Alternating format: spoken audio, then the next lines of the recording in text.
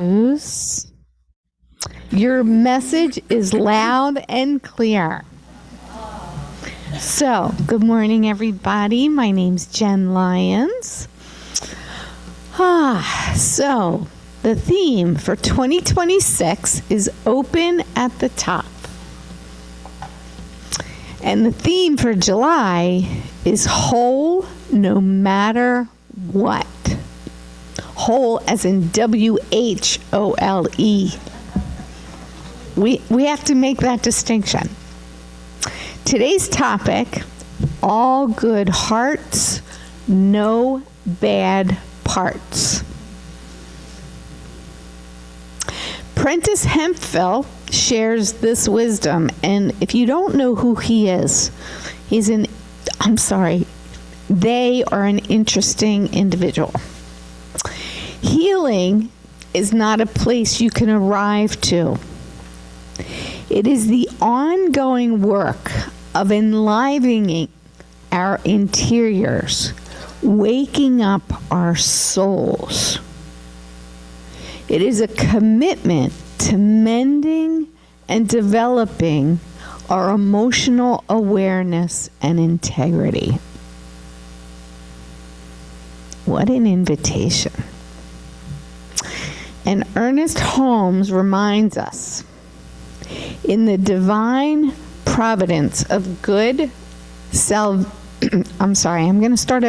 the divine providence of good, salvation is unnecessary, but self-discovery is essential. We do not save that which was lost. We merely discover that which needs to be found.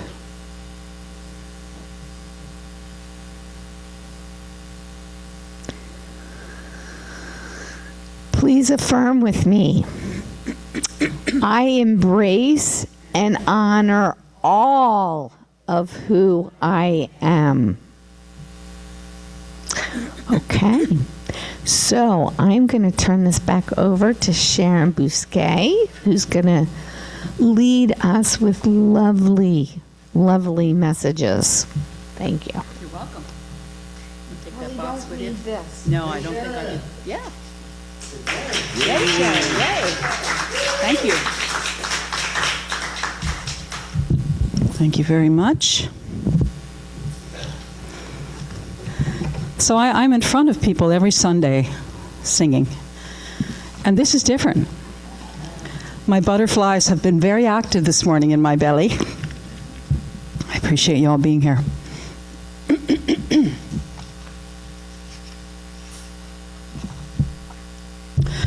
So the name of the talk was given as No Bad Parts. And I added all good hearts because I'm a songwriter. Needed to rhyme it with something. And also look around yourselves, all good hearts. It's a special Sunday for me. It's a holiday weekend, and it's providing me with an opportunity to share thoughts with my home center and the people who anchor it. So thank you for coming in today and launching this summer with me. Let's play with some approaches to how we can fully love and accept ourselves. This month, our theme through CSL is whole no matter what. And today specifically, we're sitting with this one, no bad parts. Now, I know most of you well enough, and you know me, to be able to say out loud, I have parts. Loved parts, judged parts, parts I hide, and parts that hide from me.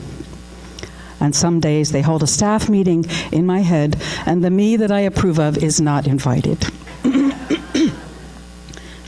Excuse me. Could I get some water too? I drank all my water, I'm sorry.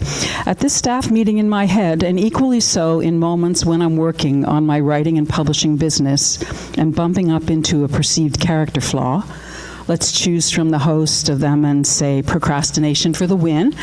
I don't accept that very ADHD symptom list approved experience of needing the pressure of a real and imminent deadline into anything short of a bad part. I judge it, and myself. The shame spiral loops back around, and the fact is that I also forget, thank you, that it's a superpower.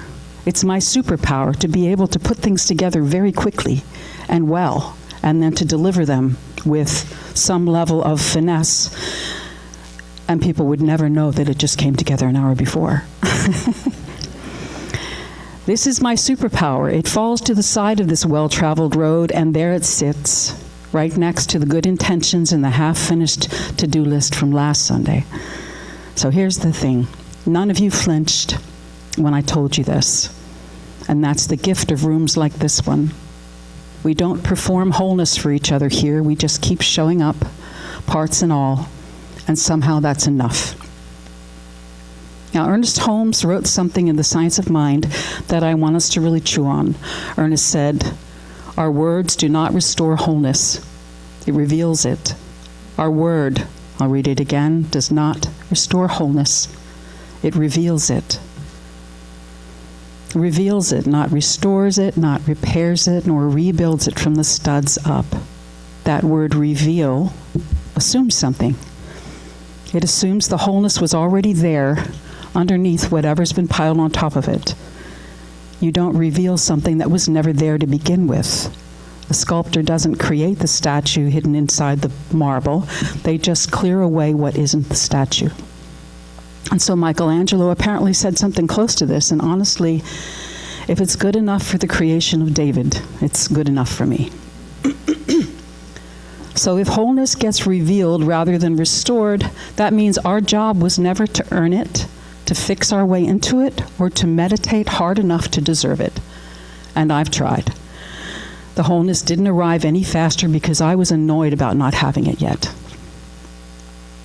Our job as humans being is closer to excavation.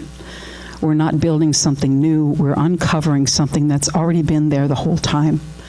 Usually buried under shame or old stories or 30 years of telling ourselves, that's the problem part. I don't know about you, but I have a list. Most of us have one. A list of parts that we've quietly decided are not the good ones. The anxious part, the part that overspends or scrolls at 3 a.m. or overcommits and then shows up late due to overwhelm. The part that snapped at somebody that we love. The part that still somehow is ashamed of something that happened 22 years ago and continues to trigger us to pick up our gold-handled mental flogger and take ourselves to task. The part that controls or numbs out or won't consistently walk after dinner or go to the gym every week. We don't usually call these parts, we call them flaws. We call them the things that we're working on, forever apparently, like a home renovation that never quite gets to the punch list and costs 10 times more than we budgeted for. Holmes is asking us to consider something a little more radical, a little more forgiving. What if none of those are bad parts? What if they're just parts that haven't been revealed in truth yet? Parts still waiting for someone, likely us, to finally turn around and say, "Oh, that's who you are." So what do we do with the parts that we don't like? What most of us actually do is we reject them. We hide from them. We exile them to a back room inside of ourselves and hope they keep quiet during our dinner parties. There's a wonderful book I was speaking with Jen about called No Bad Parts by Richard Schwartz. And it was suggested to me by Patrick at the class I just took, Patrick Harbola. I just took the Busting Loose from the Money Game, which is a fabulous class. And I was telling him how wonderful it was that we were in class doing some shadow work, which is basically parts work, and how beautiful it was for me to have that experience right before giving this talk. And he said, "Oh, you know, there's a book by that name." And I said, "Ah, cool." So I went and looked at the book, kind of read the Cliff Notes, enough to bring that into this parts talk today. So this book by Richard Schwartz arrives at the same place that Holmes did, but from a very different direction. It's a whole branch of psychology that was built on this idea. It's called internal family systems therapy. And it's an approach that's used to treat the mind as being made up of many parts. And its gist is almost word for word what we're teaching here. None of the parts are bad. even the ones that cause the most trouble. They're usually just doing an old job that nobody updated. So that bad part is rarely actually bad. It's usually scared. It's usually an old placekeeper we never got around to looking square in the eye and releasing from its duties. It's doing a job it learned a long time ago in a moment when it genuinely did protect you, but never got the memo that the danger's past and it's allowed to clock out. The part of you that controls everything probably learned in a very memorable moment that chaos cost you something that you couldn't afford to lose. The part of you that people pleases probably learned once that love came with conditions attached. The psychologist in the front row is nodding. The part of me that gets defensive the second someone offers feedback is probably still standing guard for a much younger version of little Sharon who got hurt by criticism that either wasn't fair or wasn't delivered kindly. These parts aren't the villains in our stories. They're old, tired bodyguards still posted at a door that doesn't need guarding anymore. And we can arrive at that door joyfully, give it a fresh coat of paint, and release the guard dog we've been unconsciously blaming for our perceived failings. And really feel into that. What a relief. I have ADHD, and sometimes it's like there's a box of rowdy kittens in my head, mulling and taking off in 16 directions at once. And it was a very late in life stage diagnosis. In fact, it was during COVID, actually, and I was working for CSL from a little second-level room in my sister's Arden house after I'd moved up from Lewis. And I couldn't work anymore. I just was kind of in a fetal position in the bed, realizing that I needed some help. And so that experience of having ADHD and now being in a much better place of managing it connects up with my life swimming in a seemingly endless fire hose of creativity, ideas, and impulses to create that fly through my mind at about 100 miles an hour every day, all day. So the task of actually completing something is mountainous. I work with this combination every single day, and my workaholic nature is deeply tied to it. Much of what I do takes so much longer than it should, considering only IQ or common sensibility. I work all the time with 2 or 3 powerful drivers behind me. One is being 64 and a half years old, and retirement is a bit of an illusion. And so I push myself to make my new business financially successful on my timeline. And 2, I am still working to prove to the me that judges my uber-creative, ADHD-informed ways of living, working, and creating against some societal norm that I am not built to meet. What I notice, looking back at moments like that one, is how much energy it takes to stay at war with your own parts. It's exhausting. And the more we exile a part of our precious selves, the louder and more insistent it tends to get, because somewhere in there, it still believes it has to fight hard for you. And wouldn't you feel the same way if everyone kept blocking you out of the family photo? I suggest this reframe. What if we honored it instead? What would your life look like if you honored and loved all of your parts, even the ones you don't particularly enjoy? Not indulged or excused, but honored. There's a real difference between handing a part of yourself the car keys and just sitting down across from it and saying, I see you. I understand why you're here. Thank you for trying to protect me, and you can rest now. Honoring a part doesn't mean letting your anger drive. It means stopping, treating anger like a stranger who broke a window to get in, and instead recognizing it as someone from your own household who's been knocking for a very long time. In Science of Mind language, this is the law, applied to ourselves the way we'd apply it to anything we want to inspire to change. We don't change a condition by hating it into submission.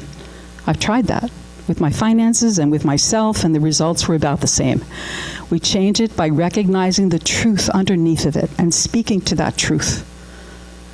So instead of, I hate that I'm anxious, while focusing our displeasure on that part of ourselves, we can try, there's a part of me that learned to watch for danger, and that's you. You kept me safe once, and I release you now from that job. Thank you. Instead of, I'm just impatient and that's my flaw, or that's just the way I am, we can try, there's a part of me in a hurry to get to safety, to certainty, to relief. I honor your urgency, and I remind you and myself that we're already whole. There's nowhere left to rush to. That's not a fridge magnet moment. That's science of mind in its most practical form.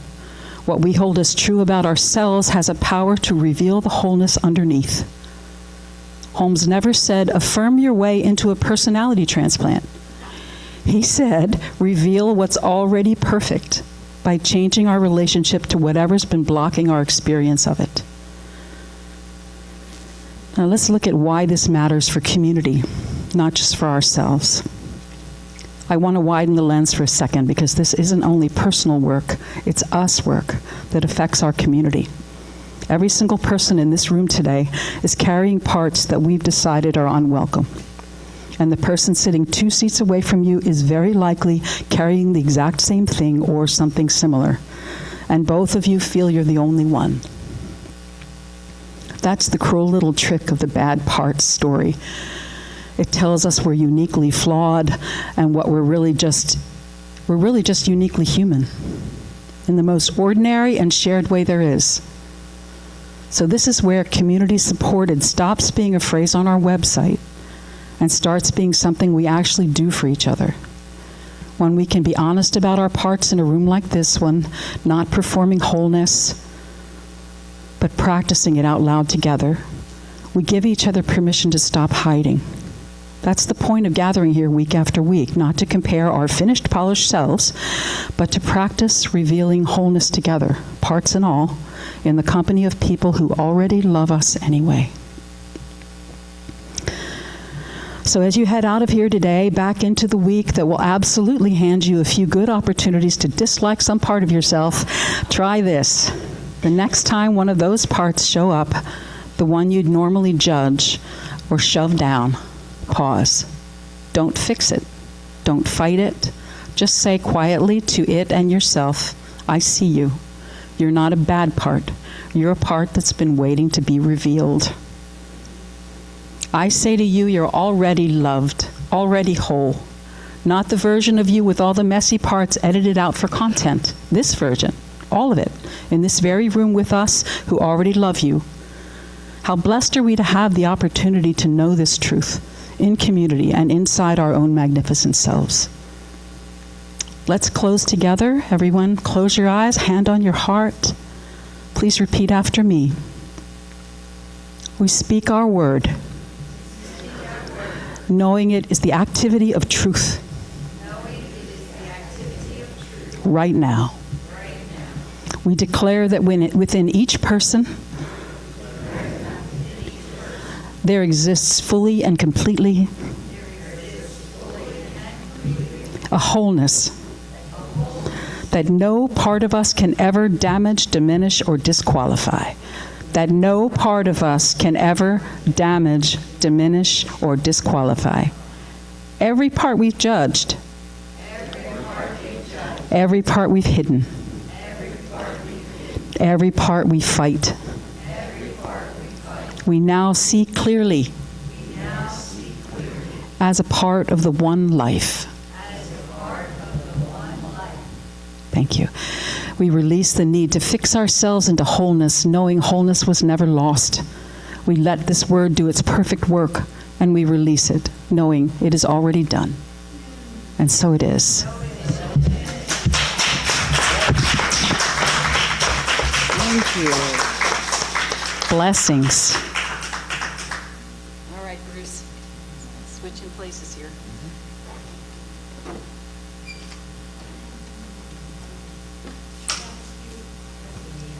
Thank you. Thank you. Thank you. Once it gets going, it's fine. I've been a writer my entire life, so I find it really fun to do. And I do it in other centers, but this is first time here, so I appreciate the opportunity. Thank you.